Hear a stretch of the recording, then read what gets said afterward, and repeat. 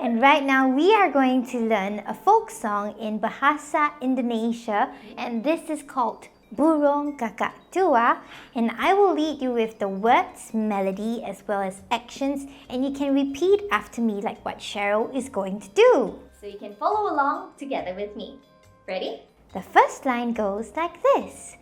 Burung Kakak Tua. Clap your wings everyone, together. Burung Kakak Tua. And Burung Kakak Tua is going to fly to the window and perch there. So, hinggap di jendela. Your turn. Hinggap di jendela.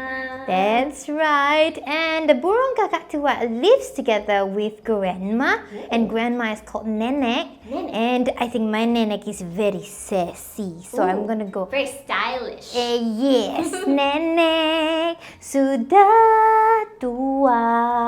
But my Nene is gonna be very old and she's aching behind on the back and she needs a walking stick like this. So we go. Nenek sudah tua. But Nenek only has 2 teeth. 2 teeth? Ya, giginya tinggal 2. Giginya tinggal 2. Shall we all try this whole song together?